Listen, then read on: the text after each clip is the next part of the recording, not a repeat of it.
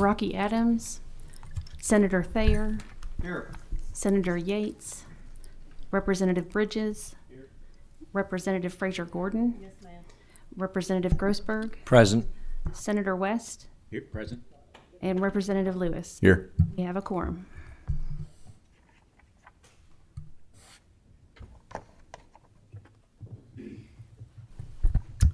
With the quorum being present, the subcommittee is duly constituted to conduct business. First matter of business is approval of minutes. Any additions or corrections to the minutes? Seeing none, is there a motion for approval? Is there a second? Second. Without objection, is so ordered. Minutes are approved. Does anybody have introductions or special guests before we get started in our business? Seeing none, please call the first regulation. Education and Labor Cabinet, Education Professional Standards Board, 16 KAR 5060 without additional amendments. 16 KR 5060 amends to update statutory citations, update to the International Literacy Association's 2017 standards, remove an outdated one-time report required in 2016, and incorporate new standards. Please state your name for the record and proceed. Good afternoon, Cassie Trueblood, Counsel for the Education Professional Standards Board.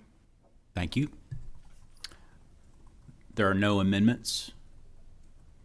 Do we see any additions, corrections, questions for EPSB? Seeing none, please call the next regulation. Thank you. State Board of Elections, 31 KAR 4196 emergency and 4196 ordinary. Ordinary has additional amendments.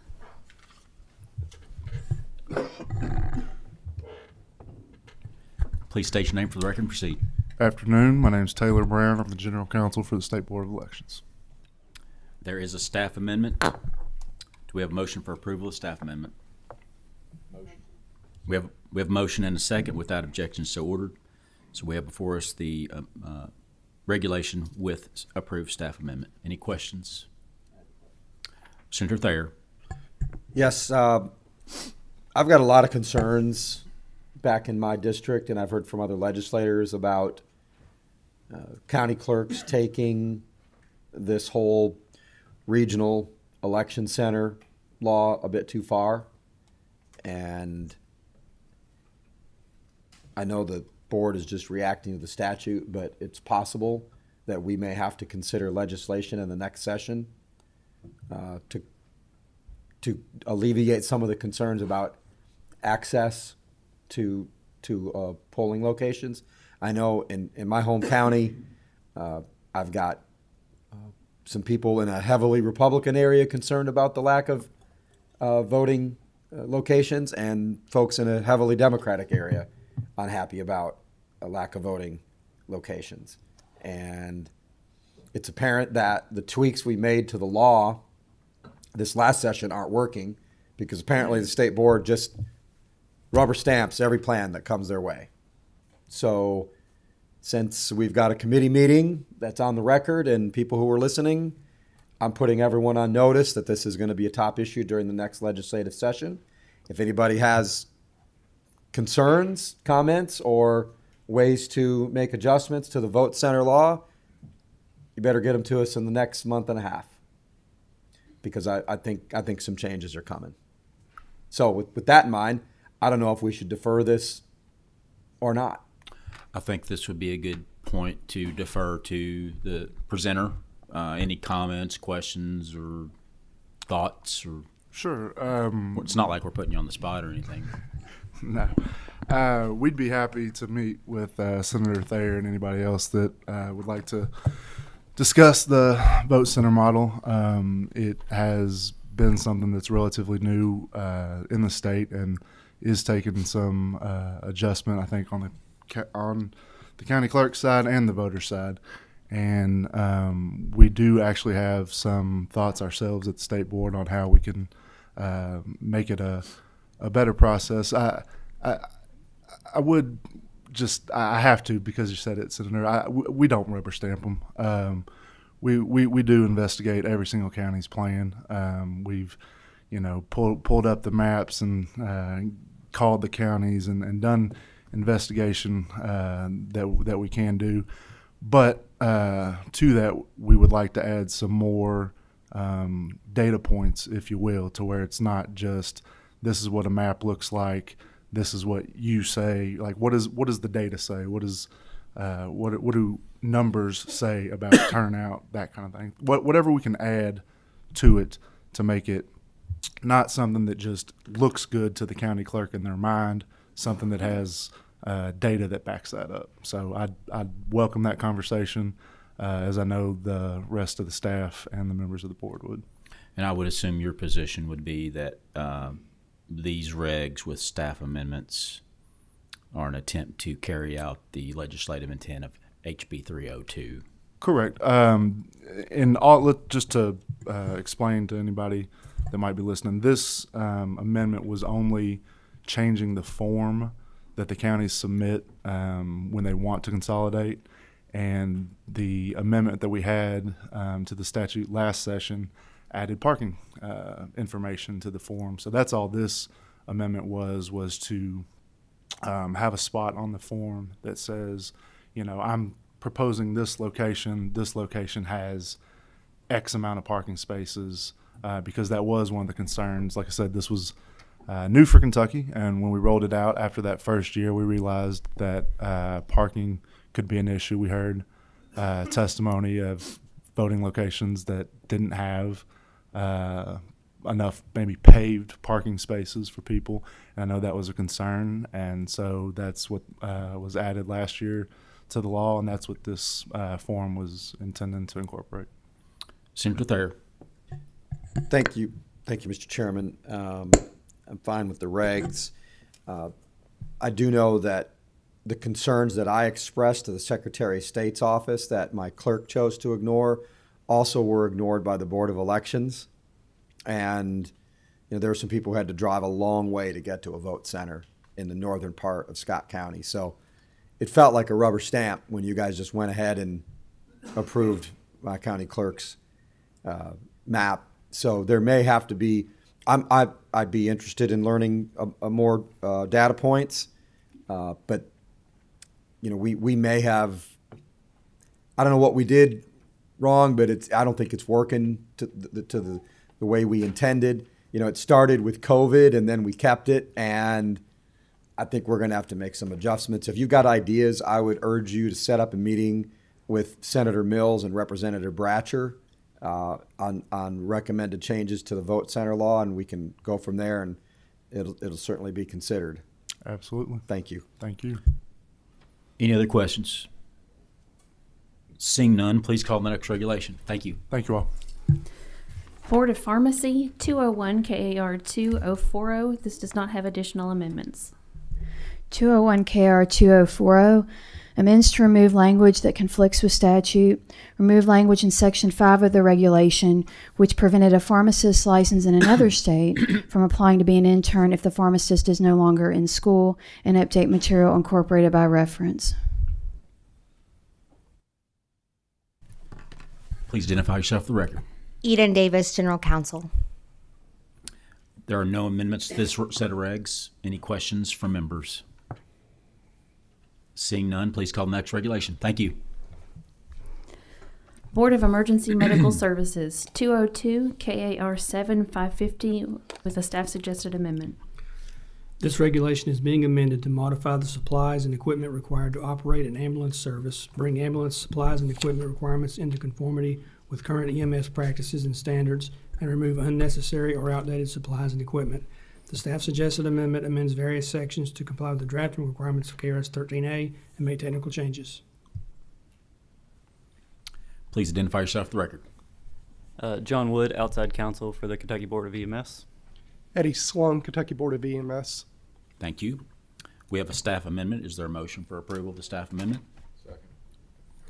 We have a motion. Did we get a motion? Okay, sorry. We have a motion and a second. Without objection, so ordered. So we have before us the reg with staff amendment. Any questions for presenters? Seeing none, please call the next regulation. Thank you. Thank you all. Tourism, Arts, and Heritage Cabinet, Department of Fish and Wildlife Resources, 301 KAR 115, 125, 301 KAR 2083, and 172. All have staff suggested amendments. 125 has also an agency amendment. 301 KAR 115 and 125 specify that the department may deny a propagation permit or a transportation permit for propagation or transportation of aquatic organisms that are determined to be potentially damaging to Kentucky's native ecosystems.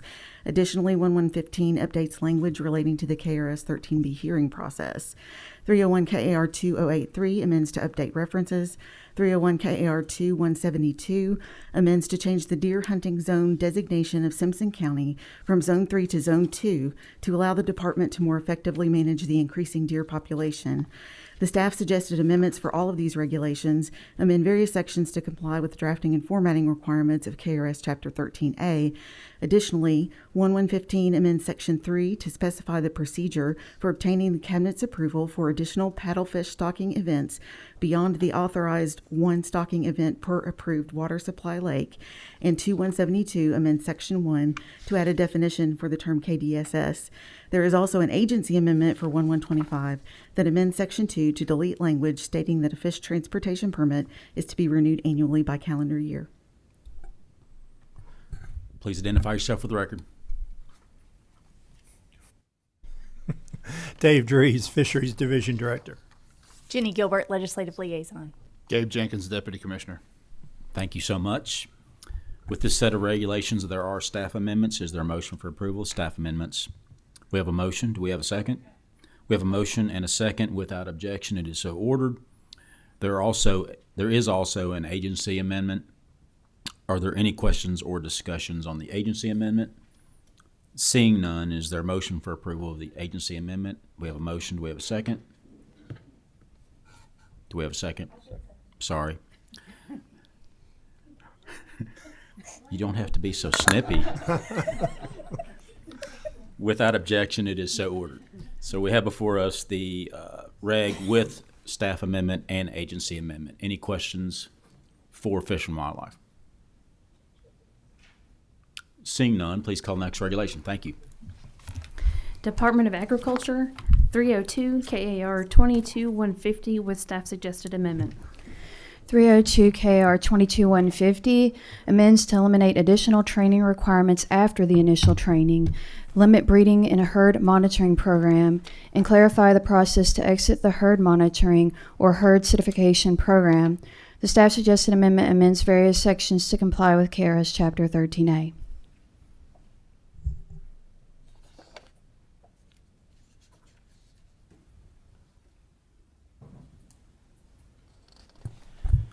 Please state your name for the record and proceed. Clint Quarles, counsel for the department. Thank you. We have a staff amendment. Is there a motion for approval of staff amendment? Second. We have a motion. We have a second. Without objection, it is so ordered. Would you like to comment? We do have one person, two people signed up to speak against. Would you like to give us a synopsis of the reg first, or maybe? Sure, I think they're sitting behind me. They can come on up if they'd like. Okay, that's fine with me. If you guys want to come forward.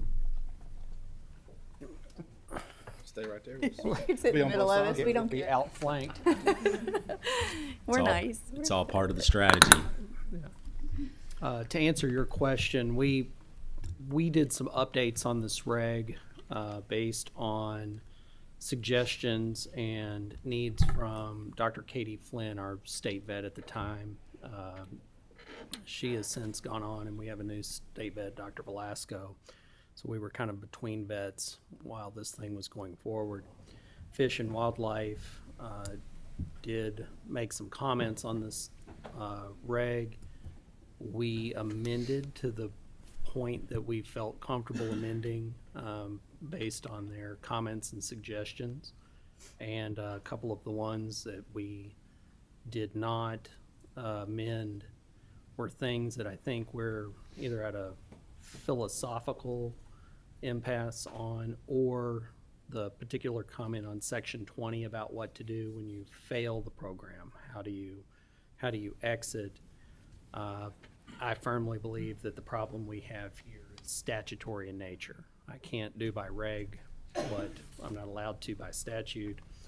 And here we have no authority to forcefully euthanize cervids that are no longer in our program. I think I've got enough authority to hold them in place, possibly for the duration of their lives, or allow them to be sold to another participant that's in good standing within some defined timeline.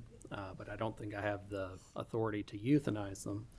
And between our two agencies, I wish one of us did. Just give us like a 30-second synopsis. We're talking about deer breeding operations within the state. What kind of problems are we running into? I'll let them get to their negative comments, but kind of summarize what's the problem we're addressing or attempting to address. What's going on in the field?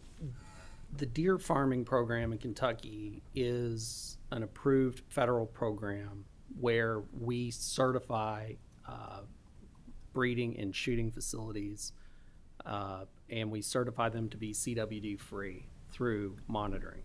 CWD is a horrible disease that is right on our border now. It wasn't, now it's gotten a lot closer. So the monitoring program that we have in place here is completely designed to monitor for a disease that's out in the wild with a program that has animals that are maybe not traditional livestock, in the sense that there's cattle, horses, sheep, goats, things like that. And am I correct? These farms are becoming more popular, and they are used to stock hunting zones or hunting areas, private hunting areas mainly. They are becoming more popular.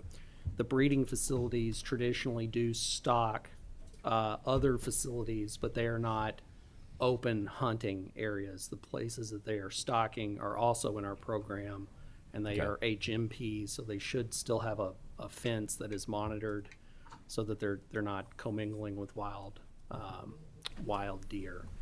The problem that we've had maybe historically in the program is in the monitoring for CWD. It's a complex sampling procedure where you've got to remove part of a brain stem and then some other body tissues. And part of our internal historical data shows that not all of those samples that are submitted in fresh enough or in a good enough manner to get a good negative result on those tests. Fish and Wildlife, with the statutory duty that they have to protect all of the deer in Kentucky and not just the ones in our program, have commented that they would like us to become more strict in the results of a poorly submitted test or one that's not submitted whatsoever. This reg goes partway to the position that they would like to be in. From my standpoint, I think that this is a first step in probably a 2 or 3 step process that will get us, both of our agencies, a little more aligned than we are currently. Thank you. I think members are kind of up to speed on where we're at here. So Fish and Wildlife, if you would identify yourselves for the record and proceed. Dave Jenkins, Deputy Commissioner. Jenny Gilbert, Legislative Liaison. So I appreciate the opportunity to speak today, and briefly I want to say that I appreciate Department of Ag and our willingness to work together.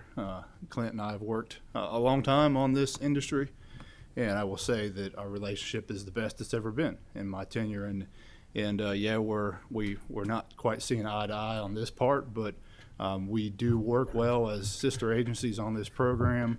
We both have a very vested interest on the proper management of both these captive deer and the wild deer, with CWD being the biggest concern.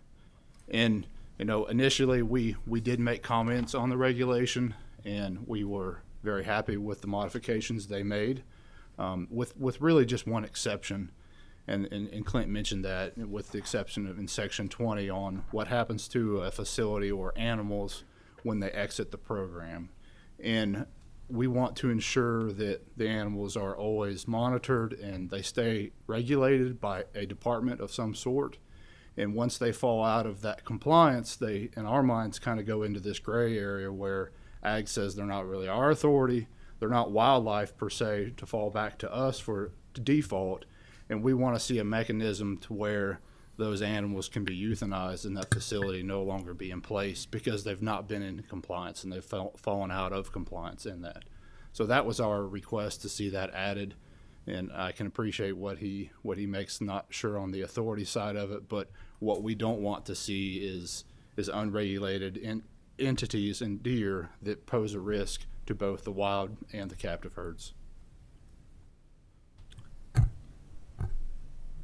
Want to comment or not? Just is that No, good? Deputy Okay.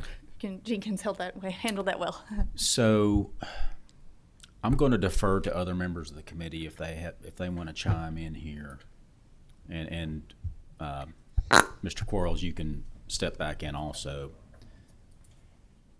So it appears well, I'll ask a question. So for the euthanasia part, does Fish and Wildlife feel that there's existing statutory authority to promulgate a reg that would allow that? I mean, I guess I go and then I'll let you. We're go in ahead. perfect agreement that neither one of our agencies Have it. good statutory authority to command that. So Fish and Wildlife is not asking ag to promulgate a reg to do that. I mean, I guess in essence, yes, we would like to see that. And I can't speak to what they think their authority is or is not. Gotcha. But we just want to ensure that these animals don't persist unregulated, and that be a mechanism that can be at play for disposal.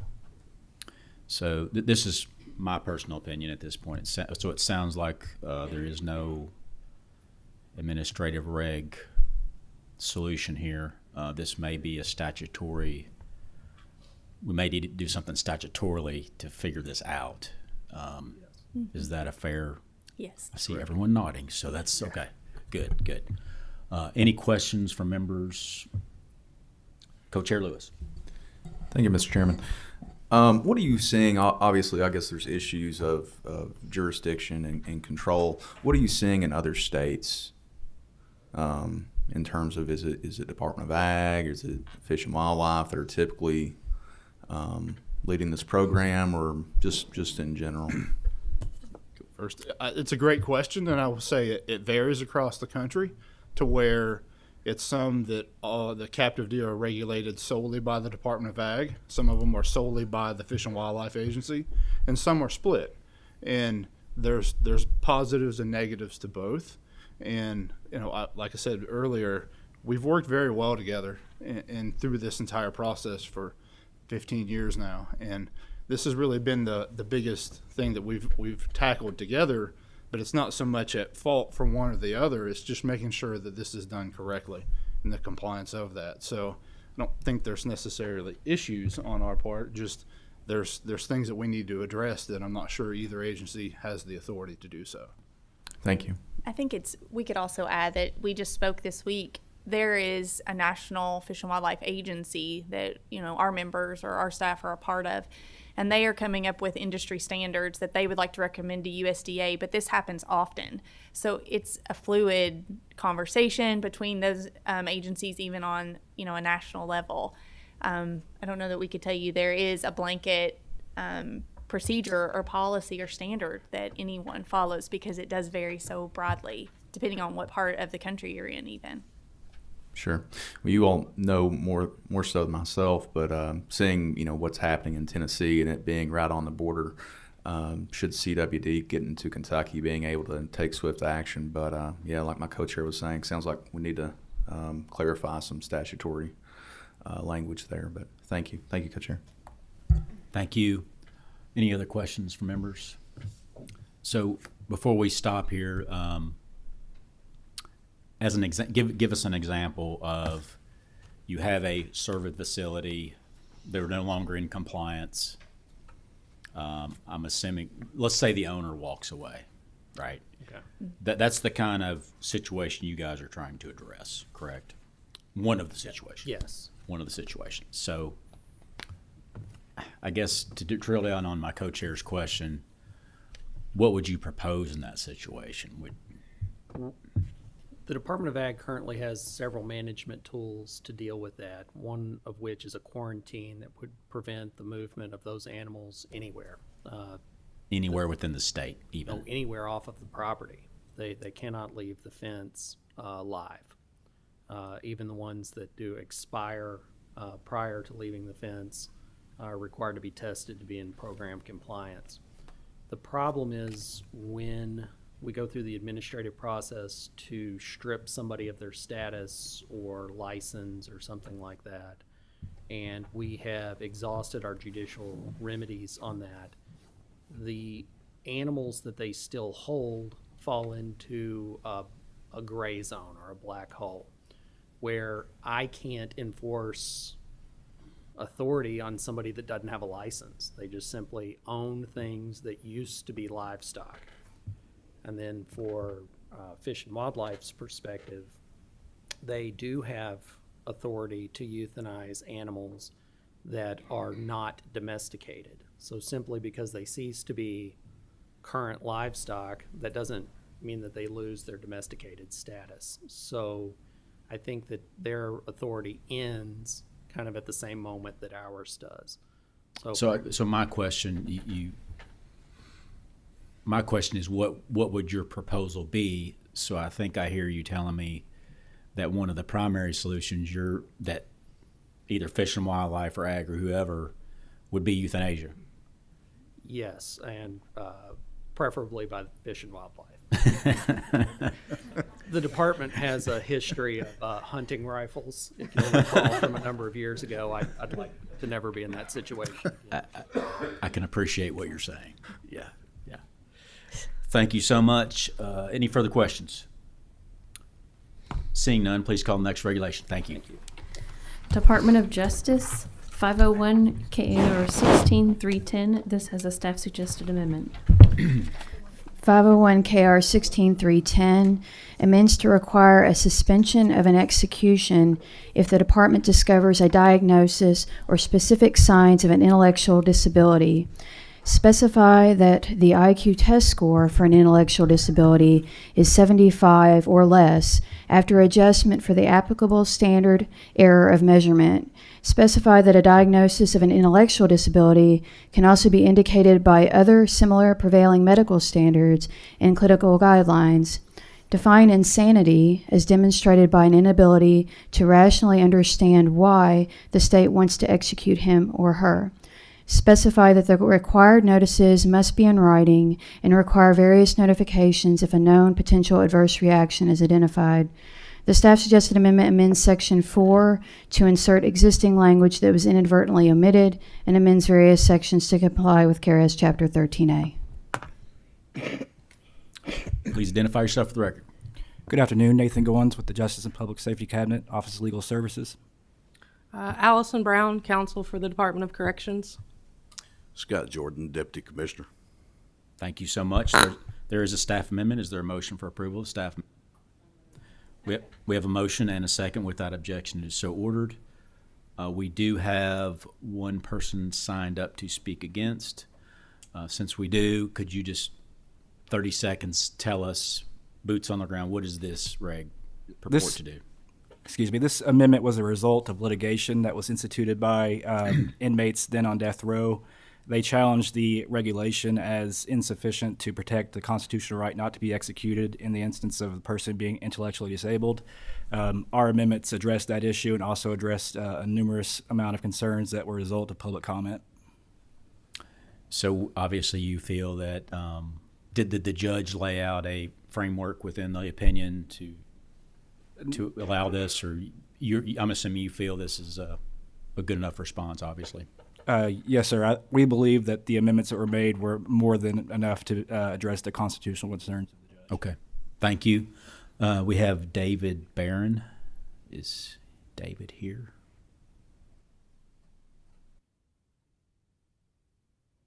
Okay. Going once? Sir, I may speak. David David Barron submitted a letter. My name's Sam Potter. I'm Sure. branch- Yes. I'm Yes. Please. branch manager for the Department of Public Advocacy for the post-conviction branch. Okay. David Barron is in our office. He's one of the capital litigators. He submitted comments by letter, but was not able to be here. So if one of you people could move to the side there for just a moment and give him a microphone so he can present. If you're representing the Department of Public Advocacy, if you could state your name for the record and proceed. Yes, my name's Sam Potter. I'm manager of the post-conviction branch for the Department of Public Advocacy. Please proceed. We have no additional comments to make in addition to what was submitted by Mr. Barron in his letter. I'm happy to answer any questions, though, if the committee has any. Gotcha. And so on my sheet it showed against, but I'm assuming DPA feels maybe they didn't go far enough. Is that? That's correct. Gotcha. Do we? Senator Thayer, I believe, has a question. Thank you. In your opinion, does this make it more likely or less likely that someone who has committed a heinous murder intentionally, found guilty of such a murder by a jury of his peers, exhausted all of his or her appeals, more or less likely to be executed? I don't necessarily think that it makes it more or less likely. It doesn't affect the sentence at the end of the day. Ultimately, the determination made by DOC does not affect the imposition of the sentence. It only allows an opportunity for that to be reviewed upon the instance of a record in the inmate's medical record for DOC that would indicate to DOC that that person has there's a reasonable amount of evidence to indicate that there is an intellectual disability present. So the issue that the Franklin County Circuit Court had with the protocol as it existed before is that there was no mechanism to suspend the execution in the event such evidence was found.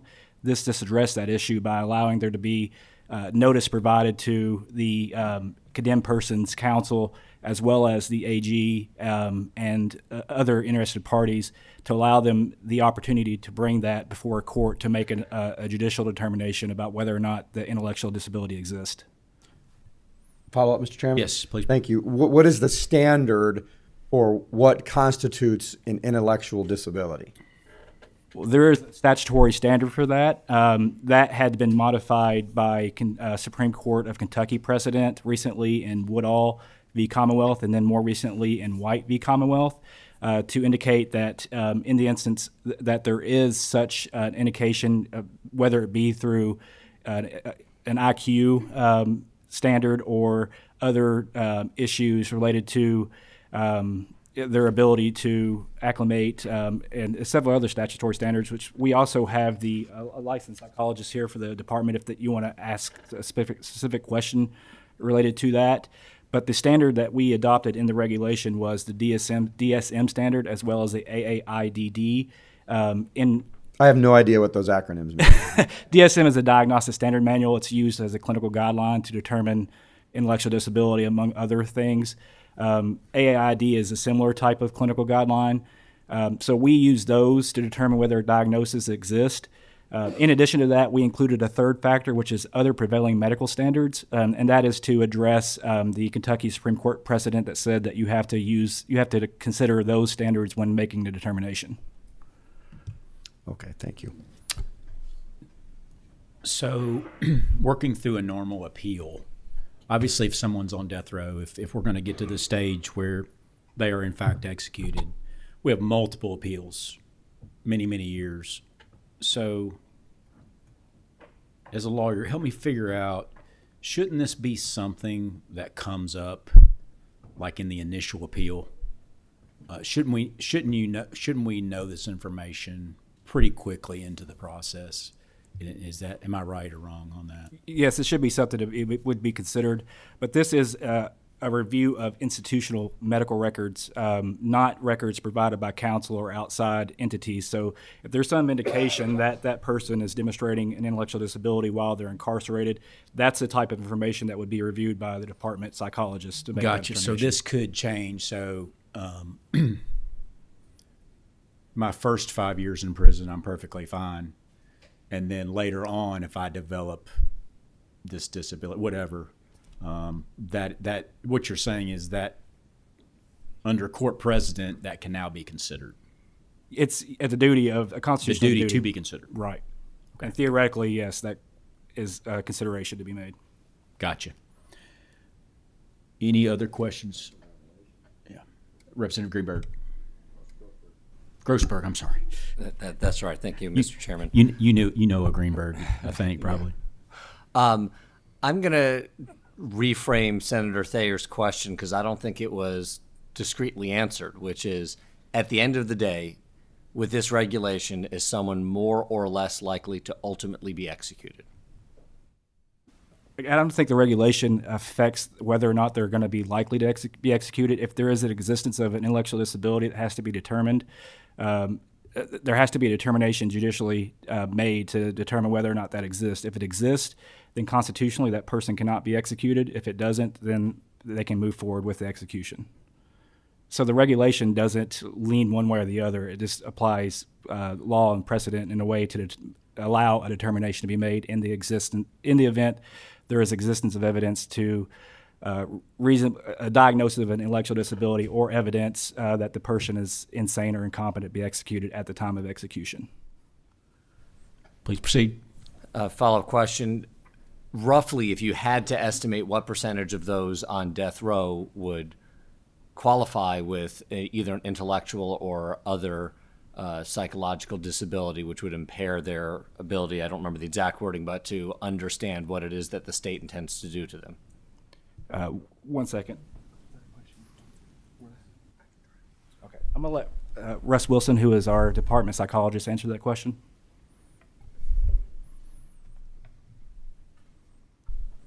State your name for the record and proceed. Russ Williams, licensed psychologist. I'm the mental health authority for the Department of Corrections. And so I want to make sure I understand your question correctly, sir. So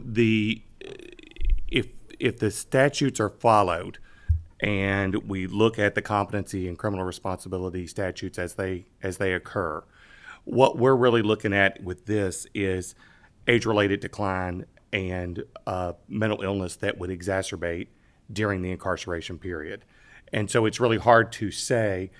Those individuals who are on death row are monitored weekly. So they have a weekly meeting with mental health staff. And then every 30 days, there's a review by the treatment team. And so we monitor that just to make sure that there's not that decline. But I think what this is looking at is, should that happen, should we become aware, we have a premise to say, hey, this needs to be looked at to make sure that they're meeting the requirements for execution. I hope that answers your question. I apologize, Representative Grossberg, for the faux pas in your name. Senator Thayer. Thank you, Mr. Chairman, and I appreciate Representative Grossberg continuing to try to get an answer to my question. And this may or may not have anything to do with the reg, but there's something that was said today that is fairly illuminating. Are you telling me that someone who, when committing the most heinous crime of murdering another human being, could be completely of sound mind when committing the act, but their mental status could change while in prison, whether real or fake, and therefore that they would then avoid the penalty that a jury of their peers found they should be given? Is that what you're saying? That their mental status can change while they're in prison and therefore avoid the death penalty, even though they were perfectly of sound mind when they committed the crime? Yes, I can answer that question. Yes, under a Supreme Court standard, United States Supreme Court and Kentucky Supreme Court precedent, if a person becomes, if the person is determined to be insane at the time of execution or labeled incompetent, as it means, yes, that could be suspended as a result of that under the 8th Amendment of the United States Constitution. No wonder we have such high crime in this country. There are no consequences anymore. I think I'm just going to go home and watch The Green Mile, and maybe it'll make me feel better about me. So I have a couple questions. So do you feel that you have the statutory enabling authority? This is a big change. This is a really big change through regulation, you feel that you have the statutory enabling authority through KRS to initiate this regulation. Obviously you do, you wouldn't be here, but Yes, can you speak to that, or? Yes, there are several statutes that allow the suspension of an execution in the event of the finding of incompetency and the like. In addition, we have a judicial mandate from the Franklin County Circuit Court that is an order requiring us to do that. So we, in addition to the statutory authority, we also have the judicial mandate to make these changes in order to continue that process. Gotcha. My second question, final question, I promise, is what do other states, how do they handle this? Generally speaking, I mean, I know talking to the standard, like what standard are they going to use? They'll have to, at the minimum floor for these standards would be the federal constitutional standard. So, you know, as a part of the appellate process, the federal courts have a final review of these types of issues. So essentially, if it's found to be suitable under the state standard, they can still be challenged on the federal standard as well.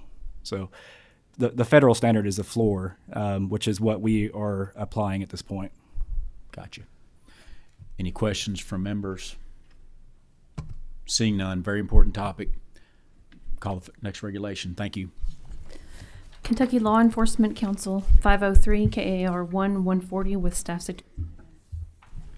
This regulation amends the material incorporated by reference to comply with KRS Chapter 15. The staff suggested amendment amends various sections to comply with the drafting requirements of KRS Chapter 13A and make technical changes. Please identify yourself for the record. Jonathan Gifford. I am a staff attorney with the Justice of Public Safety Cabinet's Office of Legal Services. Thank you so much. We have a staff amendment. Is there a motion for approval of the staff amendment? We have a motion. We have a second. Without objection, it is so ordered. Any questions from members on this topic? Seeing none, please call the next regulation. Thank you. Thank you. Department of Juvenile Justice 505 KAR 110 100 110 180 185 210 220 240 250 260 270 280 290 300 310 320 330 340 350 360 370 380 390 400 410 and 420. There are various ones of these with staff suggested amendments. 505 KR 51010 through 505 KR 1420. This package of regulations updates the department's policies and procedures to include changes resulting from Senate Bill 162 and make them more accessible by having them set out in regulatory form rather than incorporating by reference. It includes topics from admissions to youthful offenders. The staff suggested amendments amend various sections for clarity and to comply with KRS Chapter 13A. Additionally, the staff amendment for 505 KAR 100 amends to specify that once the plan outlined by Senate Bill 162 is operational, the department shall operate under a regional model for juvenile detention center facilities while safely segregating males and females and separating violent and nonviolent offenders. The staff amendment for 505 KR 110 amends to provide an exception from the shower requirement for juveniles transferred from another detention center. The staff amendment for 505 KR 1210 amends to specify that authorized mechanical restraints also include black boxes and other similar items, and mechanical restraints shall not be used during postpartum recovery. The staff amendment for 505 KR 1300 amends to specify that a copy of the required biological data is included in a juvenile's record. The staff amendment for 505 KR 1400 amends to provide examples of inappropriate sexual behavior and major property damage. And the staff amendment for 505 KR 1420 amends to delete educational good time for a civics education program since that provision has been removed from statute. Would you please identify yourself for the record? Hi, I'm Leah Box. I'm General Counsel for the Cabinet. Amy Barker, Assistant General Counsel. Before we get into questions, there's a lot here. Okay, there's quite a few regs. I'm going to ask you to give like an overview, but rather than go through each reg, if you just want to pick the top 3 highlights, try to inform the committee members what's going on. A lot of DJJ issues in the news, what have you. If you could just hit the highlights for us really quick, and then Certainly, we'll I'd be happy to. open it up for questions. And I think we've discussed this before, and as was read in the synopsis, as we started into this DJJ process this year, as you all know, most of the DJJ governing documents are policies that are adopted by a small number of regs. So anytime they wanted to change a policy, the entire set would come before you all. It would have 20 or 30 policies attached to it. You couldn't change any other policy while this one policy was being changed. It was also very confusing. We had policies for detention centers, policies for youth development centers, policies for group homes, policies for alternative detentions that were each adopted by a separate reg, although I'll take the easiest example, library services. Every one of those had a library services policy that was almost identical, which said that the youth shall be provided access to a library. So what we decided to do so that it would be easier for our staff, easier for the juveniles and their families that we interact with, easier for the general public to understand what is the law governing this situation, library services, across the department. We did one regulation on library services. We did one regulation on recreation. We did one regulation on admissions. We did one regulation on all of those topics. We are about halfway to 2/3 through this process, and this is what you have here. Sometime after the first of the year, you will get the next and last batch. So that is the primary group of regs that are before you. They don't change anything about the operation. It is very much library services, recreation,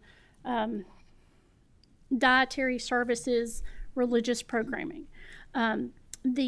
There are a few that are before you that are specific enactments or specific regulations to adopt the provisions of Senate Bill 162 and House Bill 3.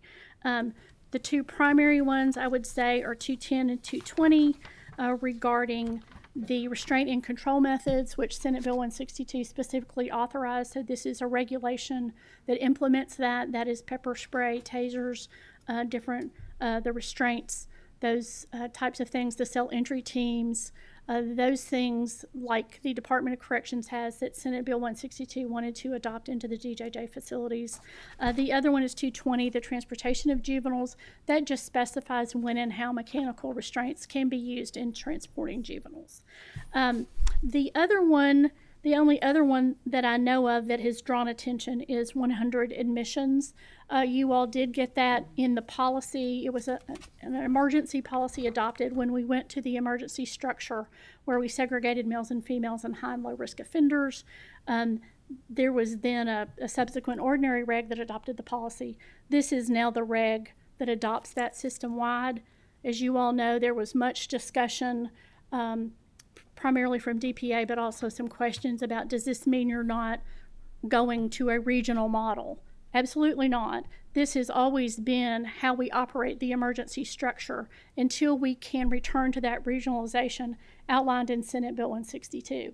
And as you all know, Senate Bill 162 says as soon as practicable, but it wants to safely segregate males and females, high and low risk offenders.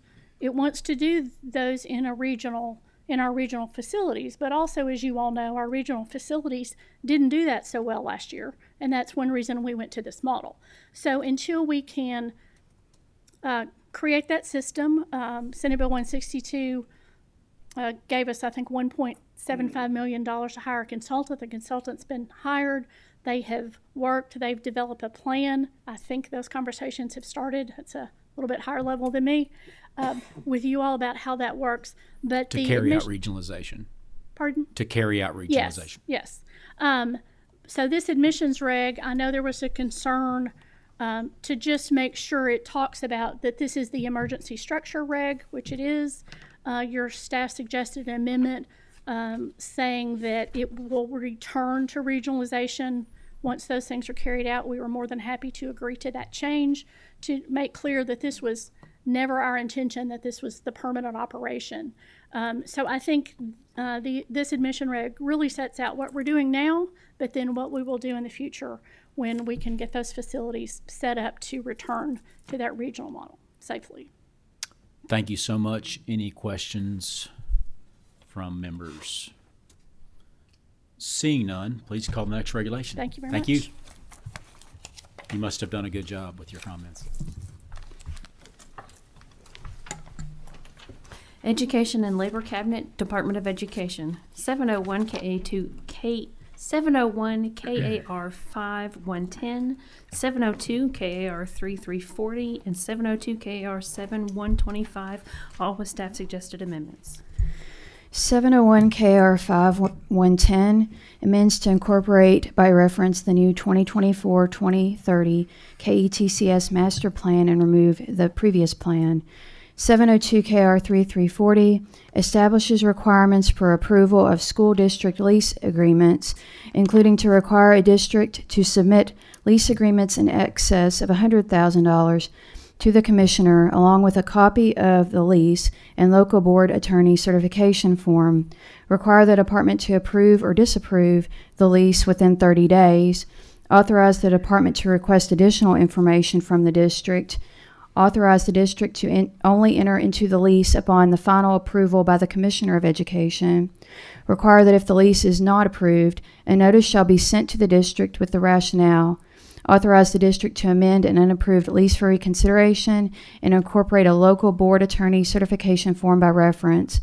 702 KR 7125 amends to remove the requirement that districts notify and request approval of KDE for pupils determined eligible for accelerated placement, require the district to document the determination of eligibility, and update the home hospital program form incorporated by reference for layout only.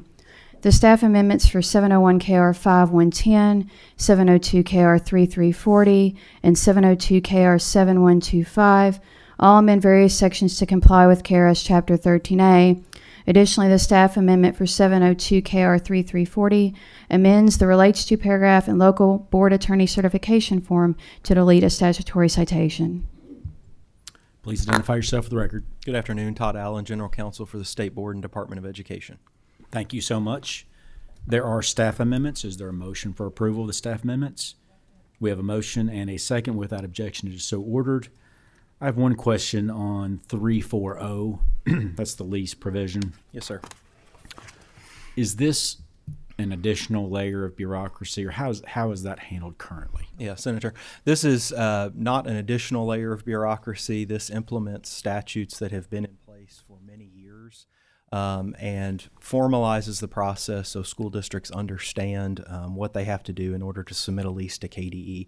They've been submitting these for many years, and the goal of this regulation is to really streamline that process so that they get responses back quicker. We get the information that we need. They know what to send, and their school board council at the local level knows exactly what they need to be looking at and what we're looking at for those forms. So in summary, no new requirements. This is really putting all the rules in one place so everybody knows how we're doing this and hopefully expedite the process. So per KRS, it's supposed to be happening currently. Yes, sir. And the 30-day thing is probably new, correct? That's so new. that's We've put that in there. Right. So that you're trying to help out the local districts and tell them you'll get it back in a timely manner. That's correct. Gotcha. Any questions from members on this reg? Seeing none, please call the next regulation. Thank you. Thank you. Kentucky Horse Racing Commission, 810 KAR 2020 and 070. And then 810 KAR 4001, 10, 30, and 40. Those four have staff suggested amendments. 810 KR 2020 amends to require quarter horses to be timed from a standing start at the time the starter dispatches the field and the starting gate opens. 810 KR 2070 amends to add a distance pole at 1,000 yards with red and blue stripes and prohibit quarter horse race conditions for 2-year-olds from being offered in the condition book prior to March 1 of the corresponding year. 810 KR 4001 amends to define flipping halter 810 KR 4010 amends to allow front and hind horseshoes on quarter horses to have a toe grab. 810 KR 4030 amends to provide standards for entry eligibility, drug testing, and post positions for quarter horses. The amended after comments version deletes a minimum acceptable published workout time for a quarter horse, explains negative hair samples as a condition of entry by allowing either a negative sample with a test date within 30 days of the race to suffice, or having a hair sample pulled by a commissioned vet prior to the race and sent to a testing laboratory. Adds if a hair sample taken by a commissioned vet returns a positive finding, the horse shall be disqualified and the owner and trainer may incur penalties, and clarifies the post position on an also eligible horse shall take in the event of an entry scratch, depending on whether the quarter horse race is a straightaway or a race around a turn. 810 KR 4040 amends to authorize use of a flipping halter as safety equipment in quarter horse races only at a trainer's discretion if approved by track management and the starter. Require use of a flipping halter to be noted at the time of entry and in the official program.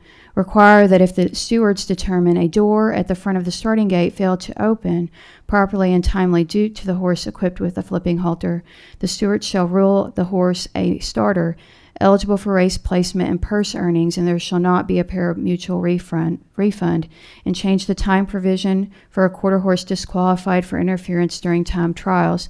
The staff amendments for 810 KR 4001, 010, 030, and 040 all make changes to comply with KRS Chapter 13A. Please identify yourself for the record. Thank you. Good afternoon. I'm Jamie Eads with the Kentucky Horse Racing Commission. Good afternoon. Jennifer Woolsing, General Counsel for the Racing Commission. Travers Manley, Deputy General Counsel of the Kentucky Horse Racing Commission. Thank you so much. There are staff amendments. Is there a motion for approval of the staff amendments? Second. We have a motion and we have a second. Without objection, it is so ordered. Senator Thayer, I assume you have a question? Thanks, I do, Mr. Chairman. Thank you, Jamie. Welcome. I'm assuming the reasons for these are the new quarter horse track hopefully opening next year in Ashland? Yes, we welcomed quarter horses back this past April of 2023, and during that meet, we realized there were some language in our flat racing regulations that needed to be addressed. So we worked with Janet Van Beber with the American Quarter Horse Association and our Kentucky Quarter Horse Development Fund Advisory Committee, and then the 3 quarter horse stewards that we used during the lab meet to go through our regulations and identify areas that we needed to tighten up. Was Dan Fick a part of that group? He was. Excellent. Mr. Chairman, another question, please. Please proceed. I couldn't help but notice that there was a regulation that allowed for quarter horses racing on a straightaway and around a bend. Yes. That seems to be a bit newsy to me. Is there something we should know about the construction design of the racetrack in Ashland?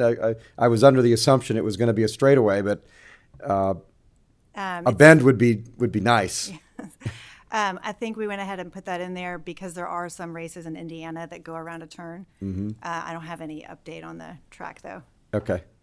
Well, I'd heard a rumor that they were considering an oval track instead of just the straightaway, so I was wondering if you could confirm that. So I won't put you on the spot anymore, Jamie. Great job. When will the losing mount fee increase for jockeys reg be before this committee? We are aiming to have it filed by November 15th, and so whenever you guys put it on the agenda, we'll be ready for you. Okay, thank you.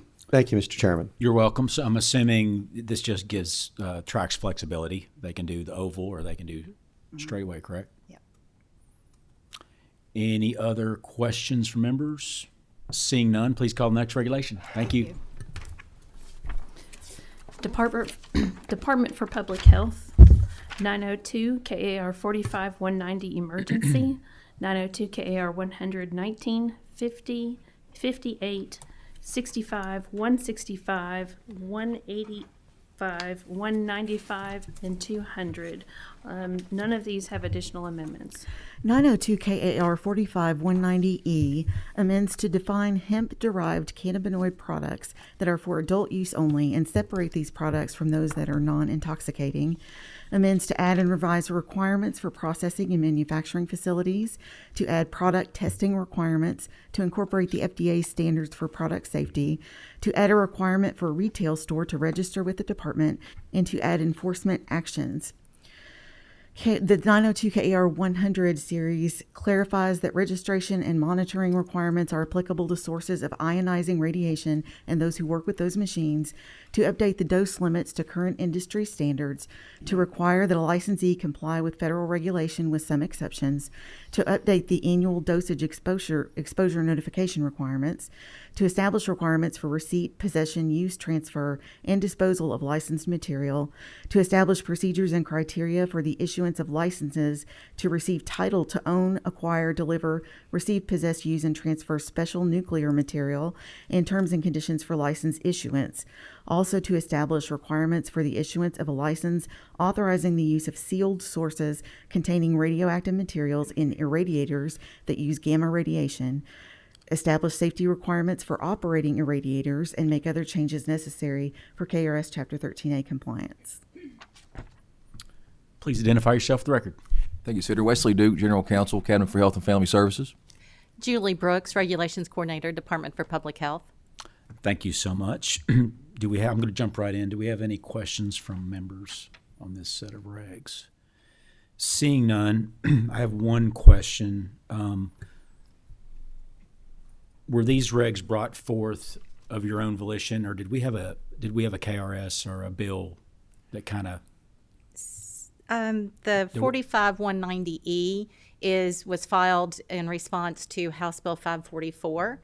Then the radiation, the 100 series, those were, most of those were updating to the federal standards. And then the 019 is just, it needed some clarifying language. Okay. So. All right. At this time, if you don't mind, if you would kind of step to the side. We have two speakers. If you want to come forward at the same time, that would help us. Whenever you're settled, if you would just state your name for the record and proceed. I'm Caitlin Wired, Director of Operations for the U.S. Hemp Roundtable. And I'm Jim Higdon, co-founder of Cornbread Hemp. Thank you so much. I have on my sheet that you're speaking for the regulations. And, speaking for the regulations with changes that we request. You're requesting changes. Gotcha. Please proceed. Good afternoon. My name is Caitlin Wired, and I am the Director of Operations for the U.S. Hemp Roundtable.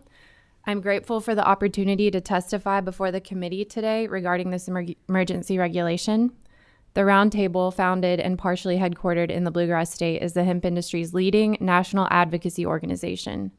For nearly a decade, the Roundtable's more than 100 members have stood at the forefront of ensuring a fair regulatory environment for the safe and responsible manufacture and sale of hemp cannabinoid products.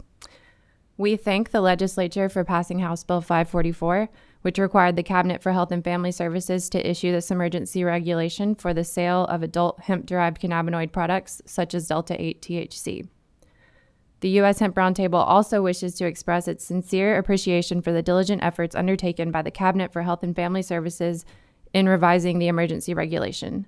The commendable responsiveness demonstrated in addressing industry concerns reflects a significant step toward fostering a more consumer and business-friendly environment. Most of our recommended changes were addressed in this new regulation, and for that, we are deeply grateful. However, there are a few new items of concern, as well as a handful of issues that have remained unresolved from the last round of comments.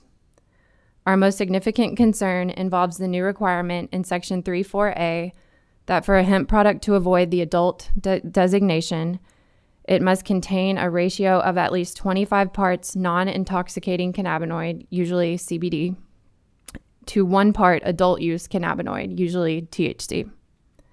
The subject of ratios has been under considerable debate in the industry, with some attesting to the value of their use, arguing that the higher the ratio, the more CBD counteracts the impairing effect of THC, and others claiming that this distinction is deeply overrated. What is clear, however, is that a 25-to-1 ratio would assign the large majority of non-intoxicating full-spectrum hemp products into the adult lane. That's why there's only one state in the nation that employs a 25-to-1 ratio. And that state's law was the product of an intensive lobbying campaign by marijuana interests, as well as by a few CBD companies that happened to sell products at a 25-to-1 ratio and likely viewed this imposition as a means to gain significant competitive advantage. It is notable that Kentucky CBD manufacturers whose products meet this ratio constraint oppose this limit due to concern about the broader impact on the rest of the CBD industry and Kentucky hemp farmers. Ultimately, we urge the Cabinet to abandon the imposition of any ratio and rely instead on a 2.5 milligram THC per serving limit as the appropriate demarcation line for adult products. If the Cabinet insists on imposing a CBD to THC ratio, we suggest that it look at the precedent set in states such as Colorado and Maryland, which employ a 15-to-1 ratio as a means to balance regulatory requirements while maintaining the long-term viability of the hemp industry. Another concern of the U.S. Hemp Roundtable is that Section 2.4 would require that a $200 fee be assessed for every hemp product, which would present a considerable financial burden for businesses in the hemp sector. We respectfully propose 3 alternative approaches that we believe could provide a more balanced regulatory framework. 1, eliminating or reducing the fee. Considering the potential inhibitive impact, the elimination or reduction of the per product fee could substantially alleviate the burden on businesses and encourage growth within the industry. 2, implement an annual fee for retail establishments. As an alternative to the per product fee, the introduction of an annual fee for retail establishments registration could offer a more sustainable and equitable approach to regulatory financing. Or 3, restructure the per product fee. If a per product fee structure remains necessary, we suggest a model akin to Utah's system, which applies the fee to categories or classes of products, for example, tinctures, topicals, consumable foods, rather than individual products. This adjustment would offer a fair and less restrictive framework for businesses operating within the state. Finally, as Section 3.6 regarding processing, manufacturing, storage, and distribution of hemp-derived cannabinoid products, we appreciate the Cabinet's exclusion of caffeine in the updated regulation, but we are concerned that the updated regulation now prohibits manufacturers or processors from adding any of the following to hemp cannabinoid products: any non-cannabinoid additive that increases toxicity or addictive potential, alcohol, nicotine, or other chemicals that may increase carcinogenicity or cardiac effects. As written, this is still a major policy change, as it significantly expands Kentucky's existing list of prohibited hemp products. In particular, subcategories 1 and 4 are broad and may unnecessarily encompass a wide range of substances, while the prohibition on alcohol will likely be problematic for manufacturers in the state, including Kentucky's expanding list of craft breweries and distilleries. We are not aware of adverse events associated with such products, and we strongly urge the Cabinet to modify this language by deleting subsections 1, 2, and 4. We are happy to provide these and other written comments to the Cabinet following my testimony today. Again, the U.S. Hemp Roundtable wishes to underline its sincere gratitude to the legislature and the Cabinet for their focus on the important topic of the safe and responsible manufacture and sale of Delta-8 THC and other intoxicating hemp products in Kentucky. We remain committed to collaborating with the esteemed department to ensure a regulatory framework that benefits all stakeholders, and we respectfully urge the inclusion of the recommendations and modifications we have provided here today. Thank you so much. Mr. Higgin, floor is yours. Senator, thank you. I'll be brief. Cornbread Hemp has 3 concerns with the existing regulations. First of all, I'd like to share the Hemp Roundtable's gratitude to the Cabinet for the revisions of the first set of changes to these regulations. The second draft of the regulations are very much improved from the initial August regulations. However, our concerns are the distinction between the non-intoxicating cannabinoids and the adult use, as the Hemp Roundtable has specified. We at Cornbread Hemp would follow the Hemp Roundtable suggestions regarding the distinction between intoxicating and non-intoxicating, or non-intoxicating and adult use in the parlance of the regulation. Our concern is with the regulatory authority of the cabinet based on the language of HB 544, which covers covered products. And covered products in the statute are for the adult use cannabinoids. And so therefore, the legislation does not appear to give the cabinet authority to regulate non-intoxicating cannabinoid products.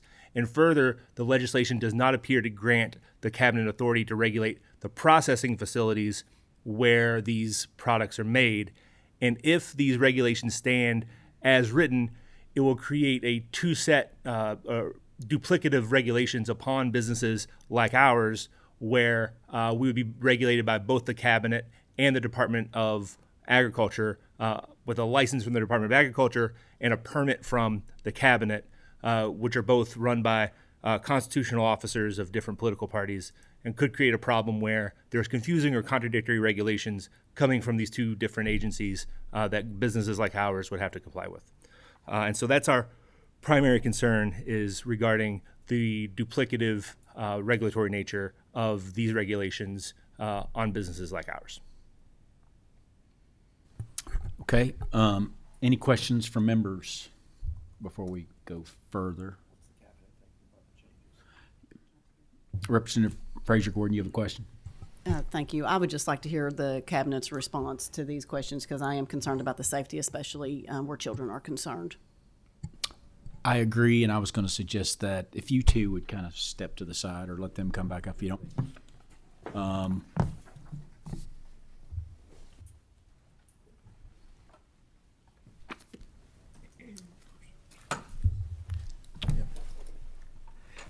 Floor is yours. Please proceed. Thank you, Senator. I think overarching, I think first of all, I think what we tried to do here in this reg process to create a robust, complete regulatory scheme that obviously with an eye towards safety and to let people and to let these businesses function and try to balance all that. And I think that that's what we've done. However, as everyone knows, this is an E-reg. There was no ordinary reg that was filed with this. So there obviously are there's going to be multiple additional opportunities for comment and multiple opportunities for discussion. So we are open to have these discussions and we take their concerns and go back and, like I said, take a look at everything. We do think we have the authority to do everything we've done here, or we would not have done it.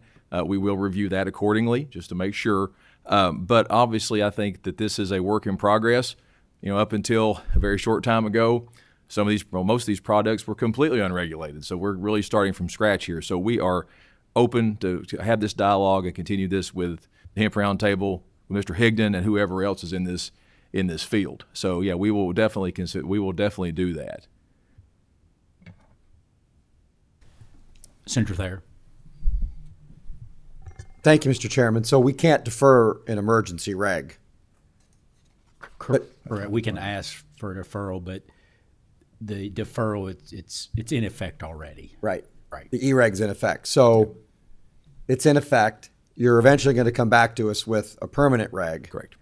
I think the appropriate thing for you to do, as someone who was a co-sponsor of the original hemp bill and voted for the CBD bill, I think you should try to work with the industry to address some of these concerns on safety.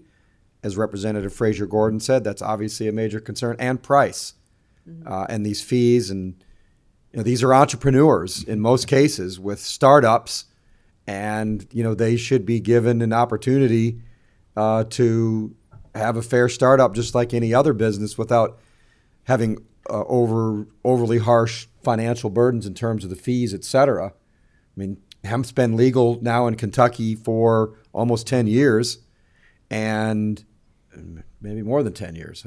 Maybe the 10-year anniversary's come. Whatever it is, it's still an evolving business. Right, correct. And I would, and I think if it's the will of the committee and the chairman, urge you to sit down with the Hemp Roundtable, try to address some of these concerns before the permanent reg comes back before the committee for review.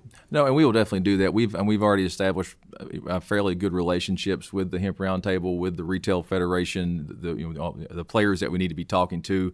So we've got those relationships in play.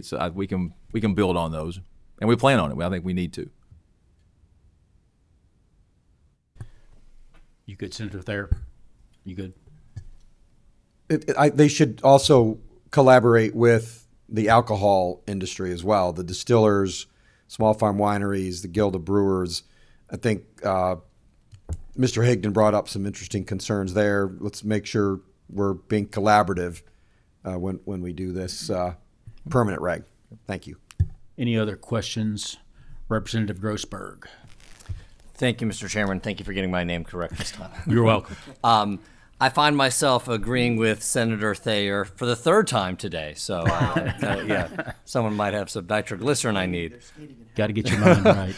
But to the point that Representative Fraser Gordon made, the safety regulations, particularly with regards to youth access, are my biggest concern at this point.